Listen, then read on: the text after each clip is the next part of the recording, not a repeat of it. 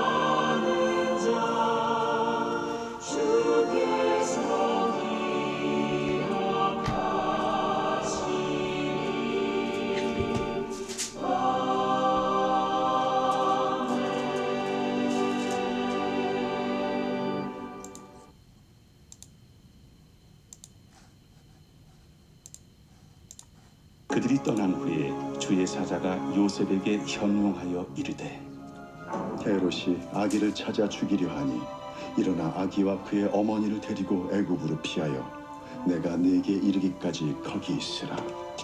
요셉이 일어나서 밤에 아기와 그의 어머니를 데리고 애굽으로 떠나가 헤롯이 죽기까지 거기 있었으니 이는 주께서 선지자를 통하여 말씀하신 바 애굽으로부터 내 아들을 불렀다 함을 이루려 하심이라. 이에 헤롯이 박사들에게 속은 줄 알고 시민고하여 사람을 보내어 베들레헴과 그 모든 지경 안에 있는 사내 아이를 박사들에게 자세히 알아본 그때를 기준하여 2살부터 그 아래로 다 죽이니 이에 선지자 예레미야를 통하여 말씀하신 바 라마에서 슬퍼하며 크게 통곡하는 소리가 들리네. 라헬이 그 자식을 위하여 애곡하는 것이라. 그가 자식이 없으므로 위로받기를 거절하였도다. 함이 이루어졌느니라. 헤롯이 죽은 후에 주의 사자가 애굽에서 요셉에게 현몽하여 일어나 아기와 그의 어머니를 데리고 이스라엘 땅으로 가라. 아기의 목숨을 찾던 자들이 죽었느니라. 요셉이 일어나 아기와 그의 어머니를 데리고 이스라엘 땅으로 들어가니라. 그러나 아켈라오가 그의 아버지 헤롯을 이어 유대의 임금됨을 듣고 거기로 가기를 무서워하더니 꿈에 지시하심을 받아 갈릴리 지방으로 떠나가 나사렛이란 동네에 가서 사니 이는 선지자로 하신 말씀에 나사렛 사람이라 칭하리라 하심을 이루려 함이로라.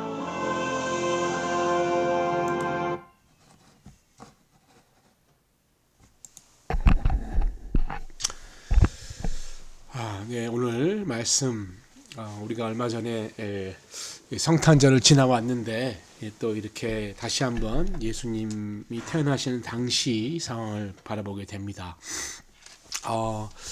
사실 여러분 우리가 구원받았죠. 하나님의 은혜로 구원받았습니다. 구원받고 하나님 통치자이시고 전능자이신 하나님과 함께 있으면 우리는 복받고 우리 삶이 늘 행복할 거라고 생각할 수 있습니다. 그거 당연한 거지요. 그러나 실제로 우리가 믿음의 삶을 살아갈 때는 치열한 싸움이 있습니다. 삶이 여러분 그렇게 넉넉하거나 만만치 않지요. 신앙생활도 마찬가지인 것 같아요. 그렇게 내 생각대로 내가 믿고 있는 대로 이렇게 일어난 것은 아닌 것 같습니다. 그러나 중요한 것은 그런 과정들을 통해서 하나님이 우리를 성숙한 삶으로 인도하신다. 하나님이 이끌어 주신다라는 것이죠. 먼저 구원부터 바라보면 여러분 구원이라는 것이 여러분 우리가 뭘 잘해서 또 우리가 구원받을 만한 자격이 있어서 받은 게 아니죠. 하나님께서 우리를 불러주신 거예요. 선택해 주신 거예요. 마찬가지로 여러분 우리가 성숙해지는 과정 동안 내가 뭘 잘해서 내가 선택해서가 아니라 하나님께서 그 과정 가운데도 우리를 이끌어 주신다라는 거죠. 그래서 여러분 진정한 성숙이라는 것은 나의 인성, 나의 인품이 훌륭해지는 것도 있겠지만 더 나아가 성숙이라는 것은 하나님이 나와 함께 하시고 그가 나를 이끄신다. 그리고 그분 앞에 두 손 들어 나를 자복한다. 이런 데 있다라는 것이죠. 왜? 하나님은 전능하시기 때문에 하나님은 은혜를 가지고 계시기 때문 아니겠습니까? 오늘 말씀도 그렇습니다. 절망적인 상황 가운데 하나님이 말씀을 이루어 가시죠. 예수님 시대의 절망적인 상황, 헤롯과 악한 왕 그리고 그런 악한 위정자들의 통치 가운데 너무나 힘든 일이 많습니다. 특별히 수많은 아기들을 죽이는 이런 일들이 일어나는데 여러분 예수님은 이제 막 태어난 아이였어요. 예수님이 막 태어나서 어린 아이가 어떻게 그 헤롯의 압제를 이겨낼 수 있겠습니까? 예수님을 지키기에는 그 아버지 요셉 또한 너무나 연약했지요. 그러나 여러분 아버지 요셉과 어머니 마리아 그들이 하나님 말씀에 순종했을 때 하나님이 은혜로 그들을 구원하시는 것을 우리가 알 수 있다는 것이죠. 요셉이 경험하는 절망적인 상황, 여러분 우리도 이런 상황들이 있을 수 있습니다. 13절 보니까 주의 사자가 헤롯이 아기를 죽이려 하니 아기와 어머니를 데리고 애굽으로 피하라 이렇게 알려준다라는 거예요. 아무런 준비가 없었습니다. 무슨 요즘 여행 가는 것처럼 트렁크에다가 짐을 싼 것도 아니었고요. 얼마 거할지 모르니까 여분의 돈이나 또 음식을 챙겨간 것도 아니었어요. 갑자기 집도 직업도 돈도 보장된 것이 없이 불안함 가운데 요셉은 가정을 책임져야 되는데 어떻게 합니까? 천사를 통해서 하나님의 말씀에 순종하는 거예요. 문제에 맞설 능력이 없음에도 불구하고 여러분 우리에게 문제가 일어났을 때 제일 먼저 들은 생각은 좀 피하고 싶다는 것 같아요.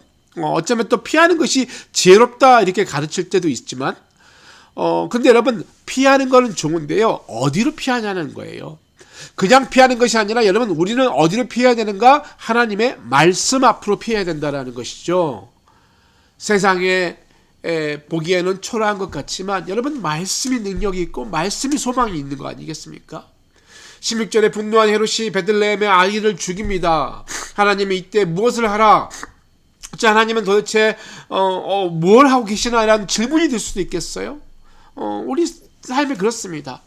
내가 곤경에 처 특히 아무런 잘못이 없었고 다른 사람의 잘못을 해서 내가 어려워졌을 때 왜 하나님 나를 안 도와주실까? 왜 내 삶에는 이렇게 불의함이 많을까? 이런 생각할 수 있어요. 우리 주위에도 그런 분들이 있습니다. 전혀 공의와 하나님의 사랑과 은혜를 생각하지 않고 자기 유익만 또 악과 부조리 때문에 이 세상을 어지럽히는 그런 위정자들도 많습니다. 그러나 그럴 때 여러분 우리가 하나님이 원망스러울 수 있겠죠. 그러나 여러분 잘 생각해야 되는 거예요. 예. 우리가 그런 상실감이 들 때, 우리가 그렇게 연약함과 아픔이 있을 때 여러분 하나님은 여전히 그의 말씀을 통해서 우리를 인도하고 있는데 과연 내가 그것을 들을 만한 귀와 믿음의 자세가 되어 있는가? 여러분 하나님은 절대 악을 방조하는 분이 아니십니다. 고통 가운데도 하나님은 그의 말씀을 이루기 위해서 늘 우리를 부르고 계신다는 것이죠. 그래서 여러분 우리가 믿어야 합니다. 오늘 내 앞에 일어난 불의가 있다면 여러분 하나님은 반드시 심판의 하나님이에요. 우리는 하나님의 때를 기다려야 된다는 것이죠. 이해가 되지 않고 고난이 있지만 하나님께서 여전히 나에 대해서 계획을 갖고 계시기 때문에 이 상황 가운데 하나님은 그의 뜻을 이루어가고 계신다는 것, 그리고 그 뜻이 이루어질 때 하나님은 반드시 선과 악, 하나님의 공의를 위해서 반드시 심판하고 상 주시는 하나님이라는 것 우리가 잊지 말아야 합니다.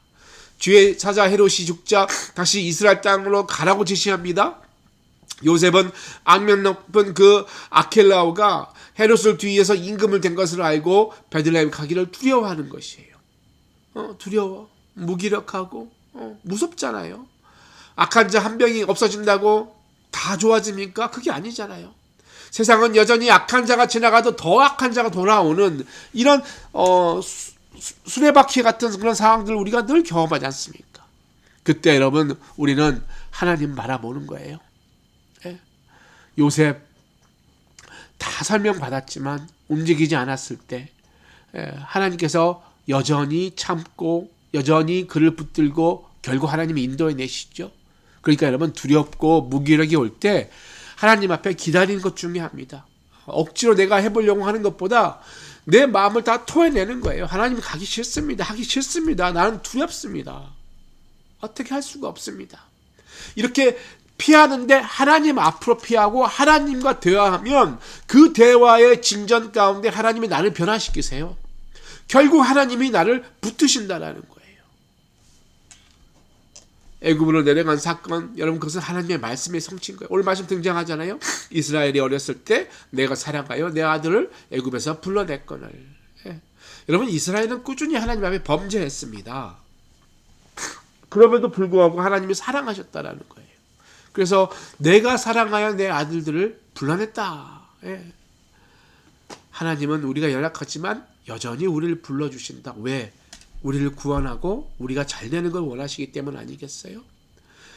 베들레헴의 자식을 잃은 슬픔, 그 말씀 또한 말씀의 성취라는 거예요. 여호와께서 이와 같이 말씀하시니라 라마에서 슬퍼하며 통곡하는 소리가 들리니 라헬이 그 자식 때문에 애곡하는 것이라. 그가 자식이 없어져서 위로받기를 거절하는도다. 여러분 라헬이라는 것은 결국 이스라엘 민족의 어머니잖아요. 우리 야곱을 보면 다 알 수 있지 않습니까?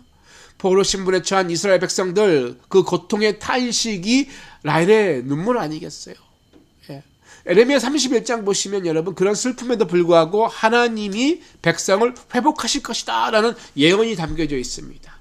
신실하지 못한 에레미야 시대에 여전히 하나님은 그 선지자를 통해서 소망을 주셨듯이 하나님은 오늘 예수님을 통해서 이스라엘 백성에게 소망을 줄 것을 이야기하고요. 또 우리에게 여전히 그리스도 예수를 통해서 우리 삶 가운데 소망을 말씀하고 있습니다.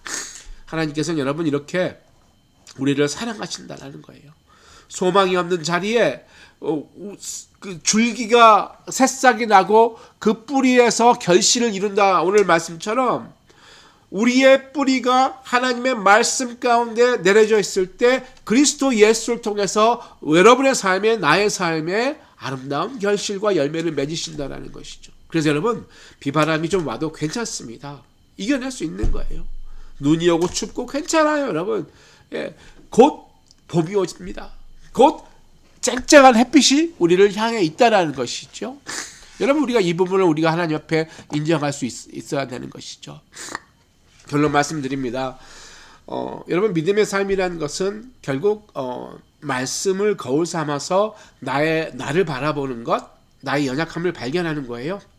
그리고 이것이 내 뜻과 내 의지와 내 힘으로 할 수 없다는 것을 빨리 깨닫고 말씀을 통해서 그리스도 안에 소망을 발견하는 것이죠. 오늘 하루 그런 사람 됐으면 좋겠습니다. 일터 나가시는 분, 사업장 가시는 분, 또 누구를 만나러 가시는 분, 오늘 또 분주한 목요일 아니겠습니까? 많은 일들이 있을 수 있습니다. 그때마다 눈에 보이는 대로 해석하고 눈에 보이는 대로만 우리가 받아들이면 여러분 그것은 영의 사람도 아니고 하나님의 사람이 아닐 거예요. 하나님이 일하고 계신다? 어떠한 일이 있든지 여전히 하나님이 나를 붙들고 계시고 나를 구원하시고 이 일 가운데 하나님은 분명히 열매를 맺으신다라는 믿음, 그 소망을 갖기를 소원합니다. 여러분 우리의 믿음의 선배들이 다 그렇게 했어요. 오늘 말씀에 등장하는 예수님의 육신의 아버지 요셉, 또 이스라엘의 요셉 뿐만 아니죠. 노아, 모세, 말로 할 게 없습니다. 모든 믿음의 선배들이 연약했지만 주를 바라봤다라는 거예요. 그리고 그 주를 바라보면 어떤 현상이 일어나는가? 말씀, 약속, 하나님의 약속을 붙들 수 있다라는 거죠. 여러분 절망적인 상황이 혹시 우리에게 온다면 상황 보지 마시고요. 하나님의 말씀 붙드시기 바랍니다. 하나님이 여전히 소망 주기 원하시기 때문에 믿음의 길려고 가는 우리들에게 하나님이 놀라운 은혜를 베푸실 것입니다. 기도하겠습니다. 하나님 감사합니다. 오늘도 우리의 삶 가운데 여전히 함께 하시고 일하시는 주님 바라봅니다. 예수 그리스도 이 땅에 왔지만 태어날 때부터 죽음의 도사리고 있는 위협 가운데 지나옴을 보게 됩니다. 하나님 아들이 겪으셨던 그 고통 가운데 하나님 붙들고 말씀의 순종에 승리했듯이 우리도 하나님의 말씀 가운데 뿌리내려 아름다운 예수 그리스도의 열매를 우리 가지 가운데 맺는 오늘 하루 되게 하시고 이를 통해 많은 사람들이 그 열매의 놀라운 능력을 함께 입을 수 있도록 인도하옵소서. 감사드리며 예수 그리스도 이름으로 기도합니다. 아멘.